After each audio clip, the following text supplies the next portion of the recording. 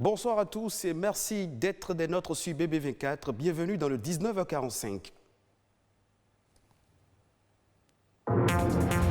La production du charbon de bois est à l'origine de la déforestation massive. Pour pallier à la situation, une alternative écologique moins dangereuse que le charbon de bois est proposée. Il s'agit du charbon écologique. Pour être propriétaire terrien au Bénin, il faut désormais remplir certaines formalités contenues dans le nouveau code foncier et domanial. La convention de vente seule ne suffit plus. Les dreadlocks, style afro, de plus en plus adopté par les jeunes. Quelle est la particularité de cette coiffure et comment l'entretenir? Un spécialiste nous en parle.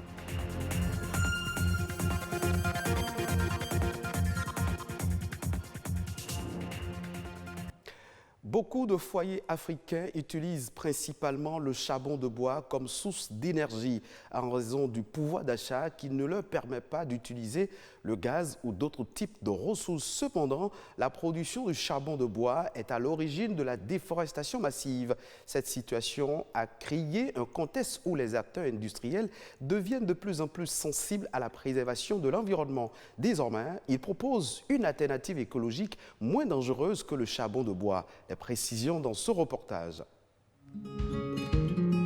Très économique, le charbon de bois est le combustible le plus utilisé en Afrique. Et pour assurer son utilisation quotidienne, les populations ont recours à la coupe de bois répétée, ce qui engendre inexorablement l'épuisement des ressources forestières. Quand nous voyons tout ça, on a dit il faut qu'on trouve la solution qui va remplacer le charbon de bois pour que nos forêts soient désormais tranquilles. Le charbon écologique semble donc être une alternative très prometteuse déjà en pratique dans plusieurs pays d'Afrique. La matière première, les feuilles de paille, les feuilles de maïs et bien d'autres résidus agricoles. On a commencé l'expérience avec les déchets de karité. Donc nous prenons également toutes feuilles légères. Vous savez, il y a des arbres qui salissent un peu le sol avec leurs feuilles. Nous, on ramasse tout ça là et nous travaillons ça et ça donne le charbon écologique. Mais avant d'obtenir ces briquettes, il faut maîtriser les étapes de la transformation des matières premières. Pour faire la carbonisation, il faut mettre les pailles sèches dans le tonneau et on allume avec l'allumette. Et après l'allumage, il faut contrôler le feu pour que ça ne devienne pas de la cendre. Après, on éteint avec de l'eau. Après la carbonisation, on passe au broyage. Après le broyage, on passe au mélange de la poudre fine. Après, on passe à la production pour obtenir des briquettes. Ensuite, on vient sécher.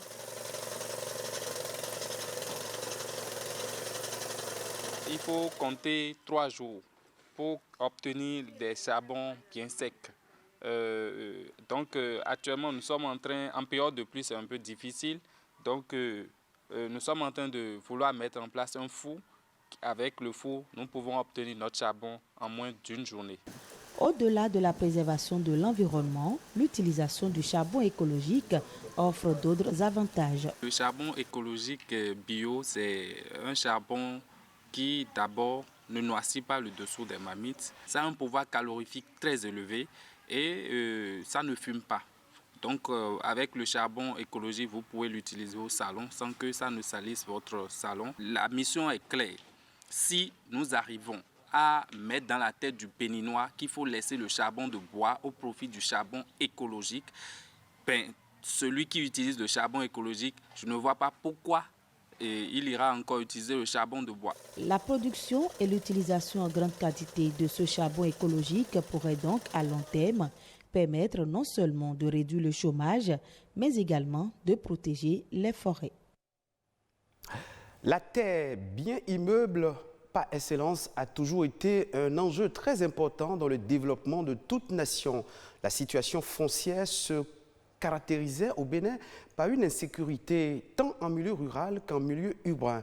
Pour résoudre cette situation, plusieurs dispositions ont été prises dans le nouveau code foncier et domanial. Dans ce reportage de Stanislas Limpon et Boris Aïnan, on parle des formalités à remplir pour se faire désormais appeler propriétaire terrien en République du Bénin. Depuis 2017, le Bénin dispose d'un nouveau code foncier et domanial pour renforcer la sécurité foncière dans le pays. Ce document, au regard de la législation, fixe les nouvelles conditions de transaction foncière et la procédure de la confirmation de droits de propriété. C'est simple, pour être propriétaire, il faut avoir le titre foncier. Donc, c'est par le titre foncier que les droits fonciers d'une personne physique ou morale, du droit public ou privé, sont confirmés sur une terre bien déterminée, bien identifiée. Pour bon nombre de propriétaires terriens, cette nouvelle disposition vient à point nommé, car jusqu'ici, l'acquéreur rencontre de nombreuses difficultés dans le processus de reconnaissance administrative de ses droits sur un bien immeuble. L'assiette de son projet qui constitue le foncier, comment y accéder? C'est la question qui se pose aujourd'hui. Dans le contexte où le lotissement vient très en retard, quand les gens sont en forme, dans la fleur de l'âge, le lotissement n'est souvent pas présent dans les zones où ils voudraient habiter. Pour accéder au titre foncier aujourd'hui, selon la loi, il faut avoir une attestation quand on est en milieu rural qu'on appelle ADC. Quand on est en milieu urbain, c'est certainement attestation de recasement. Comment avoir attestation de recasement ou ADC? C'est la croix et la bannière. Les gens ne sont pas suffisamment outillés à délivrer avec célérité ces deux axes. L'ANDF se bat pour la sensibilisation, pour la formation, mais le plus lourd reste à venir. Aujourd'hui, les nouveaux tests viennent corriger ce dysfonctionnement. Ainsi, l'obtention de l'acte de présomption simplifie la tâche aux acquéreurs de parcelles. Si c'est une parcelle non lotie, dans une zone non lotie ou rurale, et ainsi de suite, c'est une attestation de détention coutumière qu'on appelle en anglais l'ADC, et qui est, il faut le dire, une des innovations majeures du code foncier domanial qui a conçu cet acte-là pour sécuriser les terres sans acte, sans titre, et Dieu seul sait qu'il y en a plein donc, dans ce pays. Il y a aussi d'autres actes comme le certificat administratif qui n'est plus délivré depuis la mise en œuvre du code, mais ceux qui l'avaient peuvent l'exploiter comme acte de présomption de propriété. On a le certificat foncier rural qui était aussi délivré à l'issue de l'établissement des plans fonciers ruraux, des PFR. Donc les CFR ne se délivrent plus, mais ceux qui l'avaient déjà eu peuvent toujours l'exploiter à ce titre. La loi a cité aussi les avis d'imposition des 3 dernières années, donc comme acte de présomption de propriété. Selon la loi, la traditionnelle convention de vente n'est plus citée au rang d'acte de présomption. Elle ne permet même pas aux acquéreurs de parcelles d'avoir le titre de présumé propriétaire. Le dreadlocks est l'une des coiffures les plus en vogue et lorsqu'on en parle, on fait référence à Bob Marley. Tenez-vous bien, c'est une tendance qui est toujours actuelle. Quelle est sa particularité? Comment l'entretient-on? Les précisions dans cette interview réalisée par Césaire Achadé et Judith Tossa. Ces cheveux faits en boule, en tige et tout, donc comme les miens, c'est ça, les dreadlocks. La particularité des dreadlocks, c'est que tu n'es pas forcé d'aller aux mèches, tu es fié au naturel, tu t'épargnes des produits, des défrisants et tout. Donc tu as les cheveux naturellement, en boule, en tige sur la tête. Et cela te permet, n'est-ce pas, de te laver dans les cheveux tous les jours si tu veux.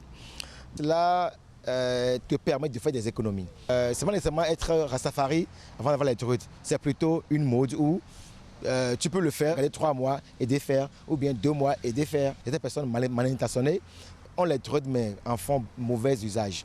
Mais pour la majorité, c'est pas synonyme de droguer. Quand tu as les druides sur la tête, c'est que tu es comme tout le monde et tout. C'est une look, c'est une mode et tout, comme toute forme de modèle qu'on fait sur la tête. C'est les personnes qui n'ont pas les cheveux propices pour faire les dreadlocks qui se donnent aux faux locks. C'est-à-dire que c'est des mèches conçues pour ça. Il y en a pêle-mêle, naturel, semi-naturel et synthétique. En nouvelle brève, direction Nigeria. La Banque centrale vient de couper l'accès aux devises étrangères pour les importateurs de maïs. Selon le pays, cette décision annoncée hier devrait permettre notamment de renforcer la production locale de la céréale. Cette décision affectera toutefois le pouvoir d'achat des consommateurs. Faut-il le préciser, le Nigeria est le second producteur de maïs d'Afrique après l'Afrique du Sud, mais reste encore très loin quand il s'agit de rendement à l'État. Le pays récolte en effet 1,6 tonnes de maïs par hectare contre 4,6 tonnes pour l'Afrique du Sud. Cette faiblesse des rendements qui entretient la sous-performance de la filière pousse le pays à importer chaque année en moyenne 400 000 tonnes de maïs selon le département américain de l'agriculture. Dans le monde entier, la faim continue de gagner du terrain, selon un rapport publié par la sécurité alimentaire et la nutrition dans le monde de FAO, publié le 13 juillet 2020. 690 millions d'individus ont été touchés en 2019, soit 10 millions de personnes supplémentaires par rapport à 2018. Cette nouvelle progression rend encore plus improbable l'éradication de la faim d'ici 2030. Pour expliquer cette progression, l'organisation onusienne met en avant une accumulation d'obstacles aux efforts entrepris par les pays. Selon l'institution, les perspectives pour 2020 sont encore plus sombres dans un contexte où la pandémie mondiale de coronavirus pourrait précipiter près de 130 millions de personnes plus dans la faim dans le monde entier. C'est la fin de cette session d'information. Merci de votre fidélité. Vous pouvez suivre ce journal sur le site de l'ORTB, www.ortb.bj.